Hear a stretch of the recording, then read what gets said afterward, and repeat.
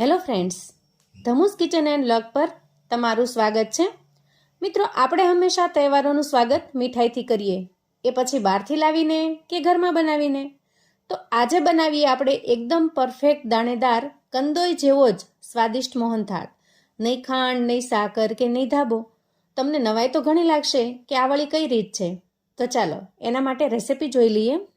મોહનથાળની આ રેસિપી તમને એટલી સરળ લાગશે કે પહેલાંની બધી જ રીત તમે ભૂલી જવાના છો. કેમ કે આપણે માનીએ છીએ કે મોહનથાળ બનાવો એટલે બહુ અઘરી વસ્તુ છે, પણ એવું બિલકુલ નથી. જુઓ, અહીંયા મેં સાદો જે ચણાનો લોટ આવે છે એ 2 વાટકી ભરીને લોટ લીધો છે. આ લોટ આપણે એકદમ નોર્મલ જે બજારમાંથી લાવતા હોઈએ એ જ લોટ લેવાનો છે. તમારે કોઈ અહીંયા કરકરો કે જાડો લોટ પણ લેવાનો નથી, કેમ કે રીત આપણે એકદમ સિમ્પલ અને સરળ લેવાના છીએ. હવે આ લોટ છે એ એકદમ બારીક છે, અહીંયા તમે જોઈ શકો છો. તો આ લોટને આપણે સૌથી પહેલાં તો સરસ રીતે ચાળી લઈએ. તો અહીંયા ગ્લાસની મદદથી હું લોટને ચાળી લઉં છું. આ રીત પણ તમે જાણતા હશો લોટ ચાળવાની, પણ મેઇન વાત એ છે કે ચારે બાજુ બગડવું ન જોઈએ, કેમ કે એ વધારાનું કામ પણ ઘણું બધું થઈ જાય છે. હવે લોટ તૈયાર કર્યા પછી આપણે જે વાટકીના માપથી ચણાનો લોટ લીધેલો છે એ જ વાટકી ભરી અને 1 વાટકી જેટલું દૂધ લેવાનું છે. દૂધ અહીંયા બહુ વધારે પડતું ફ્રીજનું ઠંડુ ન હોય અને તરત ને તરત ગરમ કરેલું ગરમા ગરમ પણ ન હોય, એ રીતનું આપણે સામાન્ય તાપમાનવાળું દૂધ લેવાનું છે. ત્યાર પછી વિસ્કરની મદદથી આ રીતે વચ્ચે વચ્ચે ચલાવતા જઈએ અને થોડું થોડું દૂધ એમાં મિક્સ કરતા જઈએ. આ વાટકીને મેં અહીંયા માપ તરીકે સેટ કરેલી છે, જેથી તમારે પણ જ્યારે આ રીતે બનાવવાનું થાય તો કોઈ પણ વાટકી કટોરીને માપ તરીકે સેટ કરી લેવાની. અને આ રીતે જુઓ, આપણે વિસ્કરની મદદથી ચલાવતા જશું તો મિશ્રણ પણ એકદમ સરસ મજાનું સ્મૂથ બનશે, એમાં બિલકુલ ગાંઠા પણ નહીં રહે.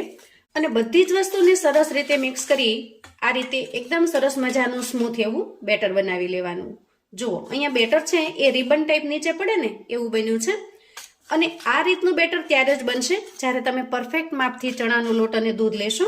તમને થશે કે આજે વળી આ મોહનથાળ બનાવવાની કઈ રીત છે, પણ ખરેખર સાચું કહું ને તો આ રીત તમને એકદમ સરળ લાગવાની છે. અત્યાર સુધીની મોટા ભાગની જે રીત છે એમાં આપણે ચણાના લોટને ધાબો દેવાનો, ચાસણી લેવાની, આવી કશી જ ઝંઝટ નથી.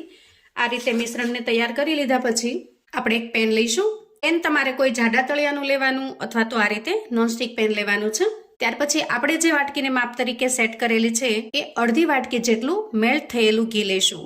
ઘીને પણ આપણે અહીંયા બહુ વધારે પડતું ગરમ કે સાવ ફ્રીજનું ઠંડુ લેવાનું નથી. આ રીતે થોડું મેલ્ટ થયેલું હોય એ રીતનું લેવાનું છે. અને એ શા માટે લેવાનું એ પણ હું તમને આગળ બતાવું છું. હવે જો, અહીંયા જે આપણે પેન કે કઢાઈ લઈએ ને એને સૌથી પહેલા નીચે જ રાખવાની. આ રીતે એમાં ઘી ઉમેરી દેવાનું અને ત્યાર પછી આપણે તૈયાર કરેલું મિશ્રણ ઉમેરી દેવાનું. તો એ વાતનો ખાસ ખ્યાલ રાખવાનો કે કઢાઈને ગેસ ઉપર મૂક્યા પહેલા જ બંને વસ્તુને મિક્સ કરી લેવાની છે. બંને વસ્તુને એકદમ સરસ રીતે મિક્સ કર્યા પછી આપણે ગેસ ઓન કરી ગેસ ઉપર પેન મૂકી દઈએ અને ગેસની ફ્લેમને મીડિયમ પર રાખી આ રીતે સ્પેચ્યુલાની મદદથી ચલાવતા જઈએ. હવે જો, તમે અહીંયા પેનની અંદર ઘી ગરમ કરી અને પછી જો આ લોટ ઉમેરશો ને તો એકદમ મોટા ભજીયા જેવું બની જશે. અને આપણે આ લોટને ઘીની અંદર સરસ રીતે મિક્સ કરવાનો છે, એટલે લોટને આપણે ઘી ઠંડુ હોય ત્યારે જ મિક્સ કરી લેવાનો, જેથી આ રીતે એકદમ સરસ રીતે મિક્સ થઈ જશે. આજે હું તમને એકદમ ઝીણામાં ઝીણી ટિપ્સ સાથે આ રેસિપી બતાવી રહી છું, જેથી આવનારા તહેવારોની અંદર પણ તમે આ રેસિપી બનાવીને તૈયાર કરી શકો. અને જો તમે નવા હશો ને રસોઈ કરવામાં, તમે હજી શીખતા હશો તો પણ આ રેસિપી તમારાથી એકદમ પરફેક્ટ બનશે, એટલી મારી ગેરંટી છે. હવે આ મિશ્રણ છે થોડી વારની અંદર જ થોડું થોડું ઘાટું થવા લાગશે. અહીંયા તમે જોઈ શકો છો, થોડી વારની અંદર જ ચણાનો લોટ છે એના અંદર દૂધ સોક થવા લાગે છે અને મિશ્રણ ઘાટું થવા લાગે છે. તો ગેસની ફ્લેમને આપણે મીડિયમ પર જ રાખવાની અને આ રીતે ધીરે ધીરે ચલાવતું જવાનું, જેથી નીચે તળિયે ચોંટી ન જાય. હવે અંદાજે 2 મિનિટની અંદર જ લોટની કન્સિસ્ટન્સી કંઈક આ રીતની તૈયાર થશે. તમે જે રીતે લોટ બાંધ્યો હોય એવું મિશ્રણ તૈયાર થશે. તો એ જે લોટ છે એને સ્પેચ્યુલાની મદદથી છૂટો પાડતો જવાનો. જુઓ, અહીંયા હું તમારી સાથે વાતો કરતા કરતા જ આ તમને બધી જ પ્રોસેસ બતાવી રહી છું. સ્પેચ્યુલાની મદદથી તમારે મિશ્રણને થોડું થોડું છૂટું પાડતું જવાનું, જેથી એના અંદરનો મોઇસ્ચરનો ભાગ છે ને એ ધીરે ધીરે બળવા લાગશે. અને તમે છેલ્લે જોશો તો તમને પણ નવાઈ લાગશે કે આ રીતે બંધાઈ ગયેલું મિશ્રણ પણ એકદમ સરસ પાવડર જેવું, ભરભર ભૂકા જેવું થઈ જશે. હવે આ રીતે મિક્સ કરતા જો તમને એમ લાગે કે નીચે બળવા લાગ્યું છે, થોડું એનો કલર ચેન્જ થવા લાગ્યો છે, તો ગેસની ફ્લેમને તમારે હાવ સ્લો પર લઈ જવાની અને સતત ને સતત ચલાવતું રહેવાનું. તો અહીંયા તમને આ પ્રોસેસમાં થોડો સમય લાગશે અને થોડી મહેનત પણ વધારે લાગશે, પણ એકદમ ટેન્શન ફ્રી અને એકદમ સરળતાથી તમે મોહનથાળ બનાવીને તૈયાર કરી શકશો. હવે જેમ જેમ લોટ શેકાતો જશે, ચણાના લોટનું કાચાપણું પણ દૂર થતું જશે અને આ રીતે જુઓ મિશ્રણ થોડું થોડું છૂટું પડતું જશે. અહીંયા શેકતા અંદાજે મને 4 મિનિટ જેટલો સમય થયો છે અને મિશ્રણ પણ જુઓ એકદમ સરસ રીતે શેકાઈ ગયું છે. રસોડાની અંદર જે ચણાનો લોટ શેકાય એની એકદમ સરસ સુગંધ પણ આવી રહી છે અને મિશ્રણ પણ આ રીતે છૂટું છૂટું થઈ ગયું છે. તો આ સમયે આપણે એક મોટી ચમચી જેટલો રવો ઉમેરીશું. તમારી પાસે સૂજી હોય ને તો એને તમારે થોડી દળી લેવાની અને ત્યાર પછી ઉમેરી દેવાની, કેમ કે સૂજીને દળવી ખૂબ જરૂરી છે. એનો દાણો થોડો મોટો હોય છે, રવાનો દાણો એકદમ ઝીણો હોય છે. હવે આપણે જે રવો લીધો છે એ રવાને પણ સરસ રીતે શેકતા જશું. આ રીતે રવો ઉમેરવાથી બાકીનું જે મોઇસ્ચર છે ને એ મોઇસ્ચર પણ રવો પી જશે અને એકદમ સરસ મજાનું જુઓ આવું છૂટું છૂટું મિશ્રણ બનીને તૈયાર થઈ જશે. તો આ રીતે મિશ્રણ સરસ રીતે તૈયાર થઈ જાય, એકદમ સરસ મજાનું છૂટું છૂટું, એટલે ગેસની ફ્લેમને આપણે બંધ કરીશું અને તૈયાર થયેલા મિશ્રણને થોડી વાર માટે ઠંડુ થવા દઈશું. મિશ્રણ ઠંડુ થઈ જાય એટલે આપણે એને એક પ્લેટમાં કાઢી લઈએ અને ફરી એ કડાઈને ગેસ પર મૂકીશું. ત્યાર પછી માપ તરીકે સેટ કરેલી એક આખી વાટકી ભરી અને આપણે ગોળ લેવાનો છે. ગોળ ઉમેર્યા પછી આપણે અહીંયા 3 થી 4 ચમચી જેટલું પાણી ઉમેરી દઈએ અને પછી સ્પેચ્યુલાની મદદથી સરસ રીતે મિક્સ કરી લઈએ. તમે બજારની અંદર તૈયાર જે ગોળનો પાવડર આવે છે એનો પણ ઉપયોગ કરી શકો છો, પણ આ જે ગોળ છે દેશી ગોળ એકદમ સરસ રીતે મેલ્ટ થઈ જાય છે અને ટેસ્ટમાં પણ દેશી ગોળ વધારે સારો. હવે ગોળ જુઓ અહીંયા 5 જ મિનિટની અંદર સરસ રીતે મેલ્ટ પણ થઈ ગયો છે. ગોળને આપણે અહીંયા થોડો મેલ્ટ જ કરવાનો છે, એને વધારે પડતો ગરમ પણ નથી કરવાનો કે એની પાઈ પણ નથી લેવાની.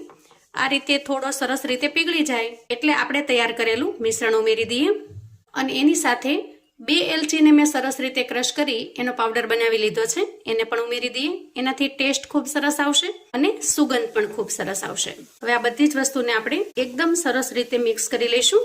ગોળનું પ્રમાણ મેં અહીંયા બહુ વધારે પડતું મીઠું ન થાય એ રીતે રાખેલું છે. તમારે જો વધારે ગળ્યું બનાવવું હોય તો થોડો ગોળ વધારે લેવાનો અને હજી પણ જો થોડું મોળું પસંદ કરતા હો તો ગોળનું પ્રમાણ થોડું ઓછું લેવાનું. અહીંયા મિશ્રણને આપણે ખૂબ સરસ રીતે બધું જ મિક્સ થઈ જાય એ રીતે મિક્સ કરી લીધું છે.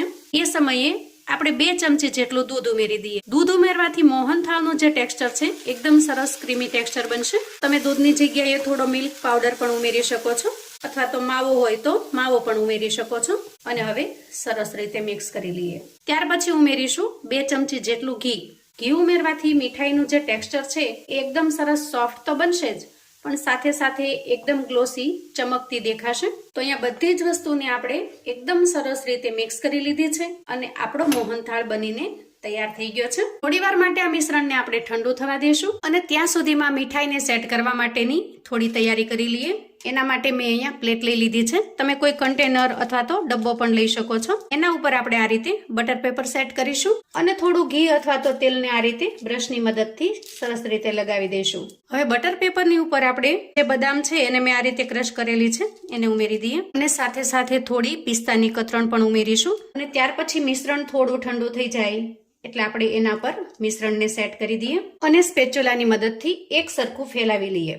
ત્યાર પછી સામાન્ય તાપમાને ઠંડુ કરી અને મનગમતા શેપમાં કટ કરી લઈશું. મિત્રો, મારી આજની આ મહેનત જો તમને થોડી ઘણી પસંદ આવી હોય તો વિડીયોને એક લાઈક ચોક્કસથી આપજો અને તમારા સગા સંબંધી ફેમિલી ફ્રેન્ડ્સને પણ આ રેસિપી શેર કરજો, જેથી એમને પણ ઉપયોગી થાય. એકદમ લાજવાબ, બજારના સ્વાદને પણ ભૂલાવી દે એવો સરસ ટેસ્ટી બને છે. અહીંયા હું તમને એનું ટેક્સચર બતાવું.